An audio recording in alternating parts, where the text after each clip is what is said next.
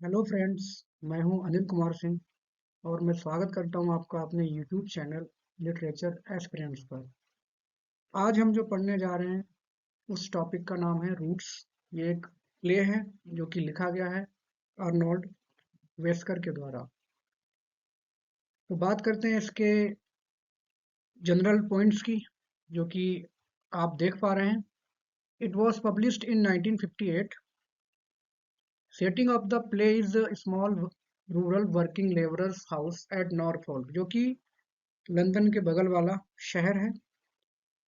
The play is set in 1958 and is a part of Vesker's post-war trilogy along with Chicken Soup with Warley, and I am talking about Jerusalem. Actually, जो उन्होंने trilogy लिखी हुई है इसमें ये बीच का play है। पहले उन्होंने लिखा हुआ है chicken soup with Warli, second आपका ये रूट्स, और थर्ड है I am talking about Jerusalem. इसे हम पढ़ेंगे एक्ट वाइज फुल डिटेल में, और मैं आपको भरोसा दिलाता हूँ कि एक बार जो आप पूरा वीडियो देखेंगे तो आपको बुक पढ़ने की ज़रूरत नहीं पड़ेगी। ये मेरा मानना है। तो शुरू करते हैं एक्ट फर्स्ट की समरी। उससे पहले जो मेन कैरेक्टर्स हैं उनके बारे में थोड़ा जान लेते हैं। मेन कैरेक्टर इस प्ले की एक लड़की है जो कि 22 साल की है, BT Bryant. She is very intelligent in her way. Actually she is not so practical, she is just energetic and very straightforward in speaking. She is highly and wrongly impressed by her boyfriend's shallow intellectualism, जो कि आप during play आपको समझ में आ जाएगा उसका nature और उसके बॉयफ्रेंड का इम्पैक्ट उसके ऊपर। दूसरा जो मेन कैरेक्टर है वो है बीटी ब्रायंट की माँ, Daphne Bryant. She represents the theme of time, lack of communication and uncompromising spirit of rural people. She is the strong and rigid woman in terms of self-respect. उनको अपने आत्मसम्मान से समझौता करना नहीं आता है, और प्ले में आप देखेंगे कि उन्होंने लगभग सभी से बिगाड़ रखी है, अपने बाकी बेटे बेटियों से भी। बीटी ब्रांड के अलावा और भी फैमिली मेंबर्स हैं, लेकिन वो अपने सेल्फ रेस्पेक्ट को कम्प्रोमाइज़ नहीं करती हैं। तीसरा जो मेल कैरेक्टर है जिसका नाम है Ronnie, he is boyfriend of BT. He lives in London. He is so-called intellectual. He impresses BT with his useless and impractical philosophy and ditches BT when she is ready to marry him. उससे inspire होके BT शादी करने वाली ही होती है, लेकिन ऐन वक्त पर रॉनी, जो कि अपने थॉट्स में स्टेबल नहीं है, उसका विचार बदल जाता है और वो उसको डिच कर देता है। तो देखते हैं एक्ट फर्स्ट की summary. Act first opens with the description of Jimmy and Jenny's house. बताते चलूं आपको, जिमी और जेनी ये बीटी ब्रायंट की दीदी और जीजा जी हैं, जो कि वर्किंग क्लास से बिलोंग करते हैं। The house is quite shabby and disorderly and located in a rural area, Norfolk, where away from London. Jimmy and Jenny are living a quiet, isolated and self-centered life. They are working class people and content with the way their life is going on. Jimmy returns from work and complains about pain in his shoulder. Jenny says that it may be the result of indigestion. Jimmy labels it as just foolish guesswork. वो कहता है ऐसी कोई जरूरत नहीं है कि indigestion की वजह से ही दर्द हो रहा हो, और वो कहता है कि बकवास अनुमान मत लगाया कीजिए। Both of them are talking just then they hear voice of BT Brand. दोनों की बातचीत चल ही रही होती है कि उनको एक एनर्जेटिक वॉइस बैकग्राउंड से सुनाई देती है, और वो आवाज होती है अपने प्ले की जो मेन प्रोटैगनिस्ट हैं बीटी ब्रांड की। He comes from London to meet her sister and brother in law. She is just 22 years old, energetic girl, जैसा कि मैं आपको पहले बता चुका हूँ. As soon as she enters the house, she starts criticizing Jimmy and Jenny's living standard. Actually BT जो है वो अपना ये जो एरिया छोड़ के गई हुई है लंदन में, अपने बॉयफ्रेंड रॉनी के साथ वो रहती है एज लिविंग. और वो उससे इतना ज़्यादा इम्प्रेस्ड है कि उसे यहाँ की सारी चीज़ें तुच्छ नज़र आती हैं. तो जैसे ही वो घर में आती है, वो जिमी और जेनी के living standard, their house hold and the way of thinking, वो कहती है कि तुम सब पिछड़े हुए हो, तुम लोगों को थिंकिंग करनी नहीं आती, you don't know what reason is, what logical power is, and what a real life is. She says that they should not live in this cheap and shabby house. Without considering their economical situation, she makes fun of their home. Actually, she is speaking the language of her boyfriend, by whom she is highly influenced. Her boyfriend's name is Ronnie, whom she considers the most intelligent and practical person. जबकि इसके just opposite है. Whatever she speak, the words are of Ronnie. जो भी बातें, जो भी taunt वो कर रही है अपनी सिस्टर और जीजा जी पर, एक्चुअली वो शब्द सारे रॉनी के होते हैं. During the conversation, Beatie tells her sister that she is in love with Ronnie and both of them are going to marry soon. Jenny is a practical person. She suspects that Ronnie and Beatie's marriage will work because there is nothing common between them. उसे नहीं लगता कि उनकी शादी काम करेगी, क्योंकि कुछ भी कॉमन नहीं लगता उसको. जेनी काफी प्रैक्टिकल पर्सन है यहाँ पर. BT talks about only Ronnie and his ideas regarding politics and common sense. She quotes Ronnie that he motivates her for asking questions from everyone because asking questions is the way of making oneself more intelligent. Beatty makes fun of her sister's marriage with Jimmy. Beatty says that Jenny doesn't understand what love means. Beatty Beatty says that she will stay with her mother for 1 week. During that week, she will call Ronnie to meet everyone. क्योंकि शादी करने वाली है, तो सबसे जान पहचान होना जरूरी है. The first act ends with the funny conversation between two sisters, जो कि जेनी और BT. Jenny listens Beatty's talk and smiles internally. Actually, Beatty is Ronnie's walking shadow. वो उससे इतनी ज़्यादा इम्प्रेस्ड है कि वो प्रैक्टिकल चीज़ों को इग्नोर कर देती है, और पूरी तरह से, जैसे नहीं, अंधभक्ति जो होती है किसी लोगों के अंदर किसी को लेकर, उसी हिसाब से वो रोनी की अंधभक्त है. और वो यहाँ अपने बहन बहनोई और अपने यहाँ एरिया जहाँ वो पली बड़ी थी, इन सब चीज़ों का मजाक बनाती है. तो ये थी एक्ट फर्स्ट की समरी. पहुंचते हैं एक्ट टू पर. Act second contains chiefly two scenes. Both scenes are set in BT's paternal home. अब वो अपने बहन बहनोई के यहाँ से यहाँ आने वाली होती है अपने पैटर्नल होम पर. The scene introduces us to Mrs. Daphne Bryant, sorry, mother of BT. She is short, stout woman of almost 50 years of age. She is introduced in the scene while working at her home. The first scene of the second act is about the conversation between Mrs. Bryant and an old man named Stan Mann. Mrs Bryant has communicative problem. जैसा कि मैंने बताया है कि एक theme इस play में ये भी दिखाई गई है, कम्युनिकेटिव प्रॉब्लम. मिसेस ब्रायंट जो हैं वो बहुत कम बोलती हैं, लेकिन जब भी बोलती हैं तो रैपिडली बोलती हैं और बहुत सारे शब्दों को एक साथ बोलने की कोशिश करती हैं. ये पूरे प्ले में दिखाया गया है. जब कभी आप उस प्ले को पढ़ेंगे और ज़्यादा अच्छे से, अगर आपके पास बुक है तो आप देखेंगे कि कई बार वो उनके डायलॉग्स जो हैं वो मिसिंग हैं, या वो बहुत तेज आवाज में बोलती हैं, जिससे लोगों को उनकी टोन से ऐसा लगता है कि वो लड़ने वाली हैं. She speaks very fast and in a very less words. Tanman is an old man who has spent his life in drinking and making merry. Mrs. Bryant and Stanman talk about what real life is. Stanman advocates his views that today's generation has lost the path of living a real life. अब जब वो बूढ़े हो चुके हैं तब उनको सारा रिग्रेट हो रहा है कि आज की जो जनरेशन है वो भूल चुकी है ज़िंदगी कैसे जी जाए। हालाँकि उन्हें अपनी ज़िंदगी पर रिग्रेट नहीं है क्योंकि उन्होंने अपनी ज़िंदगी अच्छे से जी हुई है। Mrs. Bryant somewhat opposes his views, but Steinman says that if he had a chance to relive his life, he would have told today's generation how to live life.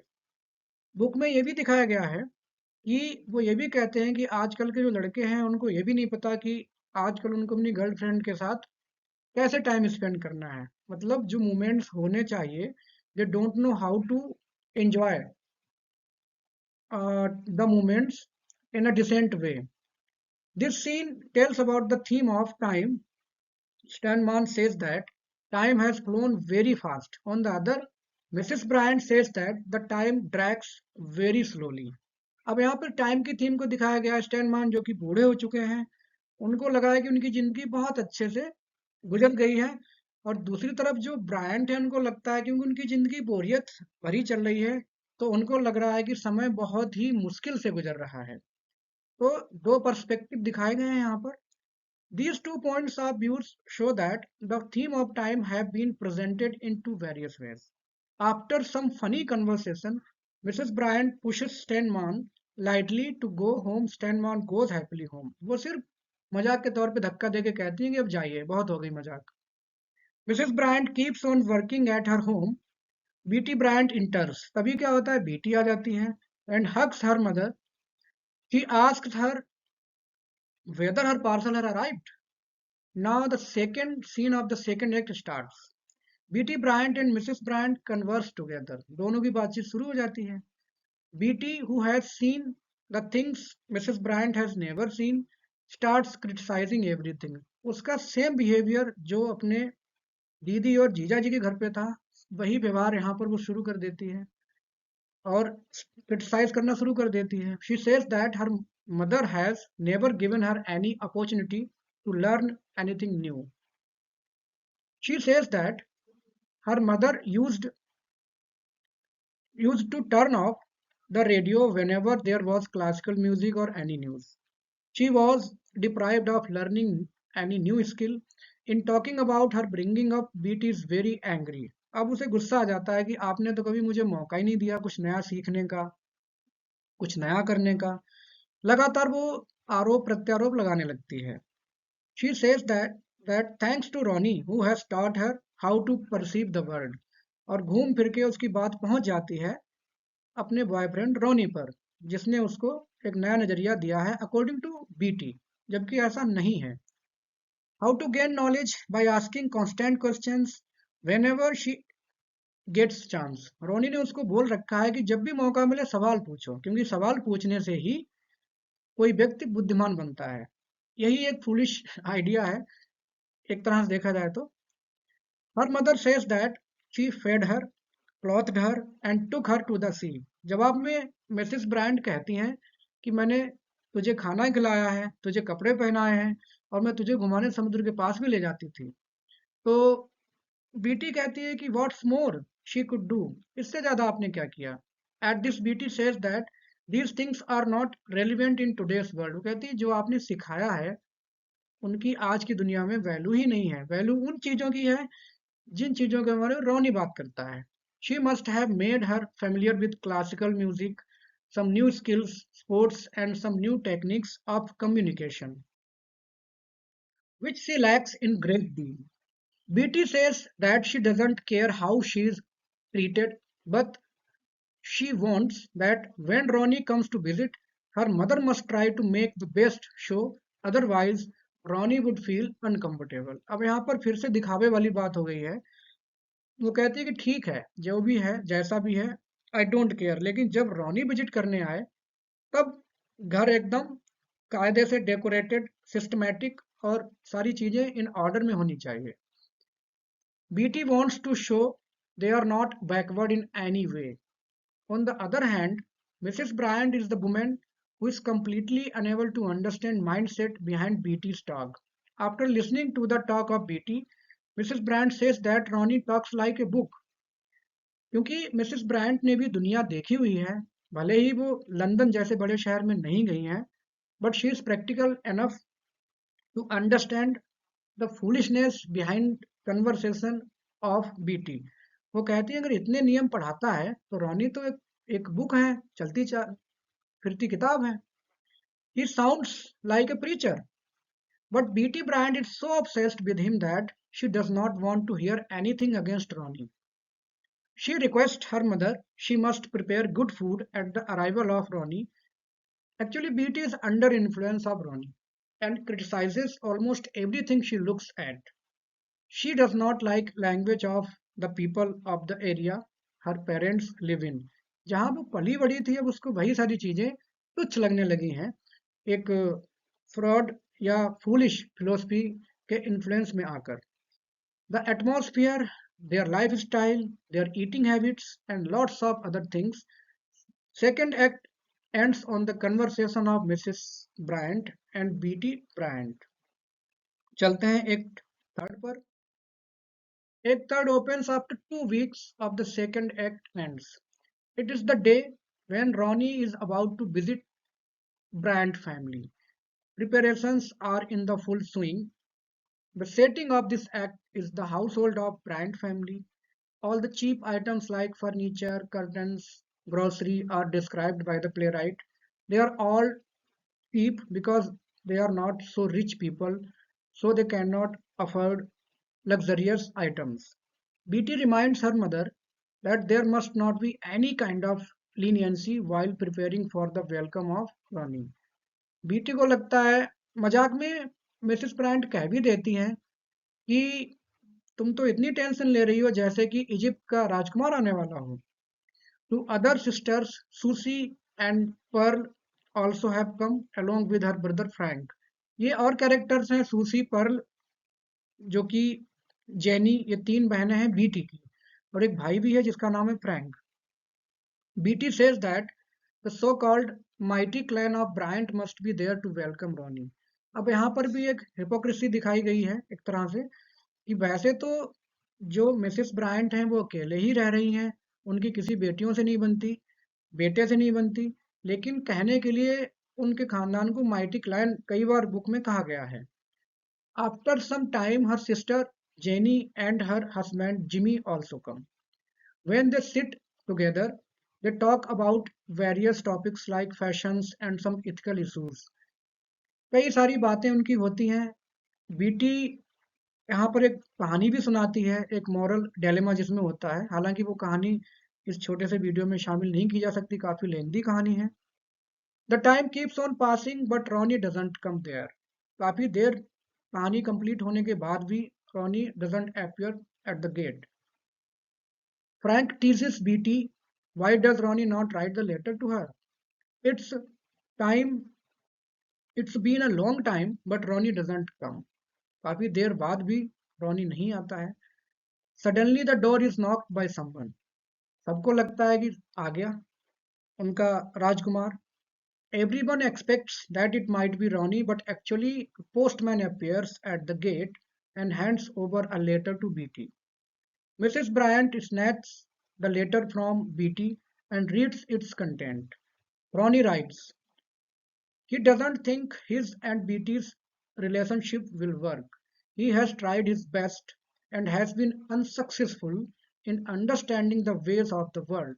He is quite frustrated with himself. He doesn't blame BT. He blames himself that he is just a hollow intellectual. He is quite a failure. He has failed in all exams. Now he thinks that his intellectualism is of no use to anyone. So he doesn't want drag BT in a relationship which doesn't work. His ideas are romantic and useless and of no use to anyone. So he decides to keep himself away from BT. अब जो है उसके hollow intellectualism की पोल खुल गई, क्योंकि पहले वो दुनिया बदलने की बात करता था, लेकिन जैसे ही उसे जिम्मेदारी या मैरिज की जिम्मेदारी की बात का एहसास होता है, ही स्टेप्स बैक, वो वापस चला जाता है और बीटी की आंखें खोल देता है. Beatie's family wants to know what went wrong between them. ये कंटेंट जो लेटर में लिखा होता है इसे पढ़ने के बाद बीटी और उसकी माँ में काफ़ी देर जोरदार बहस होती है। और अब मिसेस ब्रांड को मौका मिलता है। वो बीटी से कहती हैं कि अभी तक तुम जो बोल रही थी मैं सुन रही थी, लेकिन अब देखो, अब तुमने अपनी सिचुएशन क्या से क्या बना ली है। और तुम्हारा बॉयफ्रेंड जिसको तुम पूछती थी, उसने तुम्हें धोखा दे दिया है, क्योंकि तुमने प्रैक्टिकली चीज़ों को नहीं समझा। Now the atmosphere of the family changed drastically. Now the blame game starts. BT blames her mother for all the mess she finds herself in. बच्चों जैसा उसका बिहेवियर है, गलती खुद की है, ब्लेम अपनी माँ पर डालती है। Mrs. Brand listens to Beatty's outbursts for some time, but after some time, she opposes her and says that all the theories spoken by her some moments ago were off Ronnie. Mrs brand कहती हैं, अभी तक तुम जो कह रही थी, जितने सिद्धांत, जितनी आदर्शवादिता तुम्हारे अंदर थी, वो सारी की सारी बातें रोनी की थी, वो सब की सब खोखली थी। Actually, BT was quoting Ronnie's principles so far. Now BT gives the longest speech of the play, and while speaking about various topics, she recognizes herself in the midst of all the analysis. At the end of the play, BT finds her real existence. She understands the value of roots. Roots की यहाँ पे जो topic है play का, actually roots का मतलब यहाँ पे उस जुड़ाव से है, उस ट्रेडिशन से है, जो कि हमें अपने परिवार, अपने पूर्वजों से और अपने पालन पोषण से जो मिलती हैं, जिनको बीटी भूल चुकी थी लंदन जा करके और रॉनी के इन्फ्लुएंस में आकर। She understands that so far he has been searching for her roots in the wrong places. After coming out of the shadow of Ronnie's useless intellectualism, she values traditions, customs, and all the principles her family used to hold so far. She now understands that her family and her roots are important in her life. They are not the subject to make fun of, they are to appreciate and accept wholeheartedly. अंत में BT को समझ में आ जाता है कि उसकी जो असली जड़ें हैं वो उसके माँ बाप, उसके परिवेश और आसपास का जो भी वातावरण, ट्रेडिशंस हैं, उनसे जुड़ी हुई हैं। रॉनी या उसकी खोखली जो दर्शन विचारधारा है उसमें नहीं है। यहाँ पर प्ले खत्म होता है and we find a changed BT Bryant at the end of the play. Thanks for watching.